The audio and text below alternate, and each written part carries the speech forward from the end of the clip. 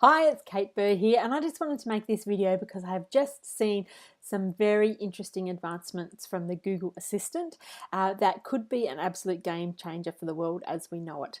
So what I saw on this video was the Google Assistant was able to actually ring up and make a hair appointment for somebody, and they spoke to somebody, a live person on the other end of the phone, and negotiated successfully booking a haircut for somebody. And then they also used it to ring up a restaurant and make a booking for a table booking for a busy restaurant. And the way that it was able to go through the motions and get everything done quite successfully was really quite disturbing, to say the least, and I'm still not quite sure how I feel about it all. I think that it could make a lot of people redundant very, very quickly, and that's quite concerning. So I just wanted to make this video because I think there is one thing that we have over AI, at least for now, and that is humour and our ability to create and generate laughter. Because when you talk about humour in a business sense, it's not for laughter necessarily, it's for engagement. And when you've got better engaged team members, then you're going to have better productivity. If you've got better engaged clients and customers, then you're going to have better results for them and more referrals, more repeat business. And if you have better engaged prospects and a target market, then your marketing is going to be more effective. And if you're speaking and presenting to crowds and stuff like that, if you've got a more engaged audience, your message is going to land a lot better and get taken a lot quicker, accepted in a lot quicker. So if we have a quick look at there's a field of called gelotology, which is the science of the benefits of laughter. And if we have a quick look at what laughter can actually do, and we put this in the context of what a human is able to do versus an AI bot is able to do, then it gets pretty exciting for us. Humans get big tick here, okay? So one of the things that laughter does is that it improves blood flow and it reduces your blood pressure around the body. It also increases your endorphins, which are the feel-good chemicals that get released in your brain, and it reduces your stress hormones like cortisol. It also works your diaphragm and muscles around your body because the physical action of laughing has to move all of that sort of body parts around, and therefore it reduces your muscle tension, and it also improves your alertness and creativity, and also your memory and learning capacity for memory and learning. So if you have a think about that, that's a pretty powerful thing for us to have as an ability to have an effect on somebody else, because it improves somebody's mental position and their physical condition as well. So that's really exciting. And there's also been some research done at Stanford University, I think it was, about which parts of your brain are engaged when you have to physically laugh. So when you are laughing, often that you have to, like you hear a joke or you hear something funny, and so your left hemisphere of your brain has to analyze the words and the structures of that, and then the right hemisphere of your brain has to actually get the joke and put it all together and make it happen.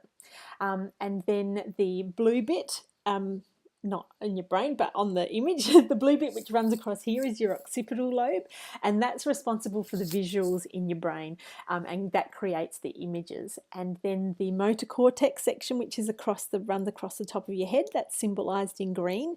That's the bit that actually moves your cheeks and moves your body to make you laugh and smile.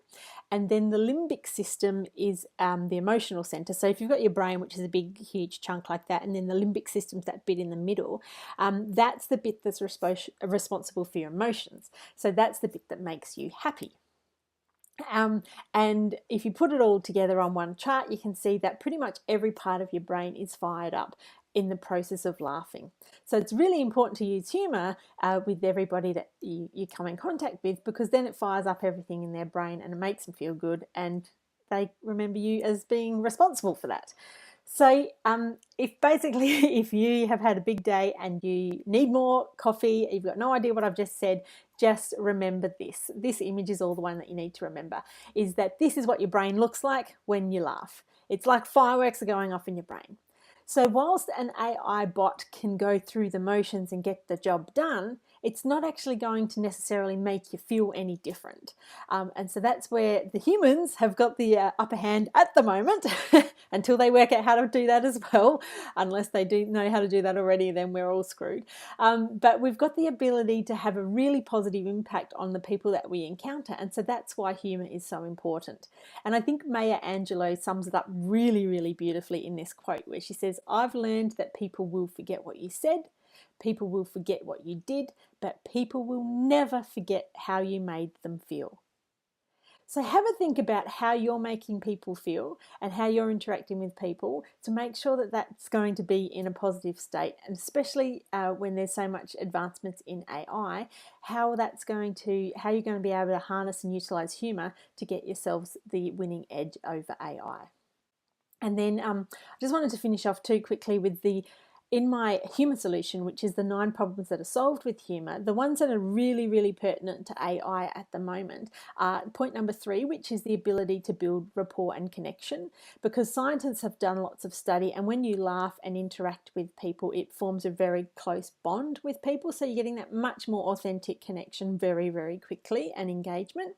And also number 4 in that humour solution is breaking down the barriers. Like, humour has the ability to just break down all the barriers, get everything out of the way so that then you can get on with the job and get your message across to the people that need it the most. And I think Victor Borge, the famous comedian, has summed that up beautifully when he said that laughter is the shortest distance between two people. So that's pretty much it from me. I will make sure you have a look at this video as well and see how sophisticated it is all getting with Google Assistant and the language nuances and everything.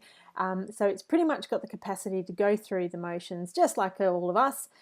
It probably just doesn't have the ability to invoke the feelings that humans are able to do. So make sure you have a look at getting some more humor into your business, into your presentations and that sort of thing, and into your engagements. Improve your engagement, and good luck with it all. And let's not be too scared of the robots for now. Okay, that's it from me. Thanks for listening. Bye.